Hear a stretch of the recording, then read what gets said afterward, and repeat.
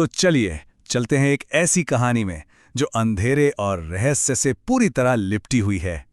ये कहानी है उस रात की जब आसमान में चांद का रंग बिल्कुल खून जैसा लाल था और एक बहुत पुराना भूला हुआ शाप जैसे फिर से जाग उठा था।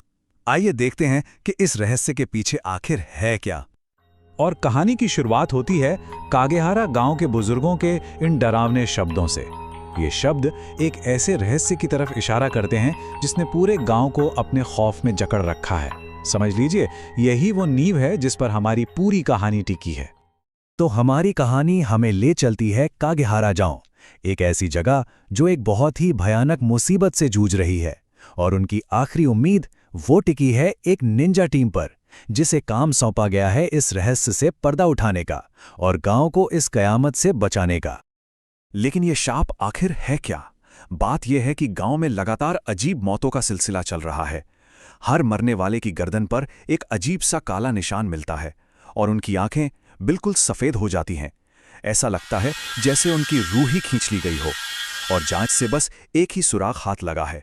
शवों पर जो चक्र पैटर्न मिला है वो किसी इंसान का है ही नहीं। तो इस खतरनाक मिशन के लिए टीम शीरो को एक साथ लाया गया है। टीम में है रेन, जिसके पास कागे आंखें नाम की एक बहुत ही रेयर एबिलिटी है। फिर है अकारी, जो एक ब्रिलियंट मेडिकल निंजा है। साथ में है कायो, ट्रैप्स और विस्फोटकों का एक्सपर्ट। और इन सब के लीडर हैं उनके मिस्टीरियस सेंसे शीरो, जिनको फॉरबिडन जुत्सु का काफी ज्ञान है। गांव के मुखिया उन्हें बताते हैं कि इस पूरे रहस्य की जड़ जंगल के बीचों बीच छिपे कुरोकामी मंदिर में है। यही है टीम शीरो की मंजिल और यहां से उनका सफर उन्हें सीधे अंधेरे के दिल में ले जाने वाला है। चलिए अब टीम के सफर पर आगे बढ़ते हैं और यहीं उनका सामना होता है शाप की ताकत के पहले ठोस सबूत से। जैसे जैसे वो जंगल में गहरे उतरते जाते हैं ना, माहौल एकदम भारी और अजीब होता जाता है। ऐसा लगता है जैसे हवा भी चीख चीख कर उन्हें वापस जाने को कह रही हो। जंगल में अचानक उनका सामना एक अजीब से बूढ़े आदमी से होता है और वो उन्हें एक बहुत ही डरावनी चेतावनी देता है। उसकी वो खोखली हंसी और अजीब सा बर्ताव टीम को फौरन सतर्क कर देता है। साफ पता चल जाता है कि इस शख्स में कुछ भी नॉर्मल नहीं है। तभी अकारी की तेज नजरें एक भयानक सच देखती हैं। उस बूढ़े आदमी की गर्दन पर बिल्कुल वही काला निशान है जो गांव के मुर्दा लोगों पर था। मतलब वो भी शापित है। और इससे पहले कि टीम कुछ समझ पाती, उसकी हड्डियां अजीब तरह से मुड़ने लगती हैं और वो एक दानव में बदल जाता है। और बस पहली लड़ाई शुरू हो जाती है। रेन फौरन अपने शैडो बाइंडिंग जुत्सु से उस दानव को जकड़ लेता है। कायो विस्फोटक कुनाई से हमला करता है, लेकिन फिजिकल अटैक्स उस शापित चक्र पर बेअसर साबित होते हैं। तब सेंसे शिरो को आगे आना पड़ता है। वो इस्तेमाल करते हैं अपना फॉरबिडन रीपर फ्लेम जुत्सु। ये कोई आम आग नहीं, काली आग थी जो उस दानव को चीखते हुए राख में बदल देती है। उस राख के ढेर में रेन को एक कागज की सील मिलती है और उस पर लिखा था रक्त चंद्र जुत्सु। ये पहला ठोस सुराग था, एक नाम जिसने इस मिशन को एक दानव के शिकार से बदलकर एक खतरनाक जुत्सु यूजर की खोज बना दिया था। आखिरकार टीम अपनी मंजिल कुरोकामी मंदिर पहुंची जाती है। एक टूटी फूटी वीरान सी जगह, जहां हवा में भी जैसे मौत की गंध तैल रही हो। यहीं पर इन खंडरों के बीच शाप की असली सच्चाई सामने आने वाली थी। मंदिर की दीवारों पर खून से एक डरावना शिलालेख लिखा हुआ है, जिसे अकारी कांपते हुए पढ़ती है।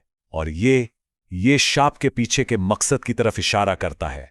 अमर होने का भयानक लालच, एक ऐसा लालच जिसे पाने के लिए कोई किसी भी हद तक जा सकता है। कायो की डरी हुई आवाज गूंजती है और वो वही सवाल पूछता है जो सबके मन में है। आखिर कौन है जो अमर होने के लिए इतनी भयानक कीमत चुकाएगा, अपनी रूह को ही दांव पर लगा देगा? और तभी परछाइयों से एक ठंडी शांत आवाज आती है जो कायो के सवाल का जवाब देती है। और उनके सामने इस पूरे खौफ का बनाने वाला सामने आ जाता है। मंदिर की सीढ़ियों पर बैठा शख्स है डाइगो द ब्लड मून शिनोबी। उसके चेहरे पर शाप के निशान एक डरावनी रोशनी में चमक रहे हैं। यही है इस कहानी का विलन। फिर डाइगो अपनी कहानी बताता है। उसने मौत को हराने के लिए ये जुत्सु सीखा था, लेकिन अमर होने की कीमत थी उसकी अपनी इंसानियत। अब उसे एहसास नहीं होते, कोई जज्बात नहीं, बस हर चंद्र ग्रहण पर अपनी शक्ति बनाए रखने के लिए उसे और आत्माओं की भूख लगती है। और ये सच उन्हें सीधे एक आखिरी निर्णायक लड़ाई की तरफ ले जाता है, गांव के अस्तित्व के लिए लड़ाई। अब ये सिर्फ एक मिशन नहीं रहा, बल्कि ये इंसानियत और उस हैवानियत के बीच की जंग है जो ताकत के लालच से पैदा होती है। तब डाइगो अपनी आखिरी तकनीक का इस्तेमाल करता है। पूरा मंदिर लाल चक्र से भर जाता है और दीवारों से सैकड़ों शापित निंजा आत्माएं एक पूरी सेना की तरह बाहर निकलने लगती हैं।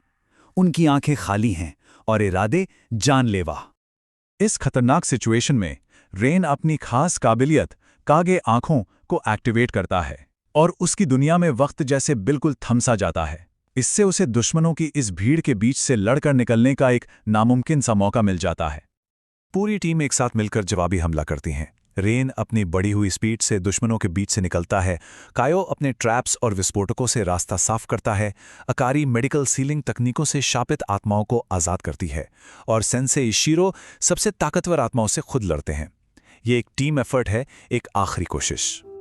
लड़ाई के बीचों बीच डाइगो की नजर रेन की कागे आंखों पर पड़ती है और वो रेन को सिर्फ एक दुश्मन की तरह नहीं देखता, बल्कि अपनी शक्ति के लिए एक नए और कहीं ज्यादा ताकतवर जिस्म के रूप में देखता है। वो उसे हराना नहीं, उसे अपनाना चाहता है। और इससे पहले कि कोई कुछ समझ पाता, डाइगो एक तबाही मचाने वाला हमला करता है। एक ही झटके में वो रेन को बुरी तरह जख्मी करके जमीन पर गिरा देता है। टीम की सबसे बड़ी उम्मीद अब खुद सबसे बड़े खतरे में है। और ये कहानी हमें ठीक इसी मोड़ पर छोड़ देती है। रेन बुरी तरह घायल है, डाइगो उसे अपने अगले जिस्म के रूप में देख रहा है और टीम अपनी आखिरी हद तक लड़ चुकी है। तो सवाल यह है कि क्या रेन इस शाप को तोड़ पाएगा या वो खुद इस अंधेरे का अगला शिकार बन जाएगा? हमारे हीरो की किस्मत अब अंधेरे में छिपी हुई है।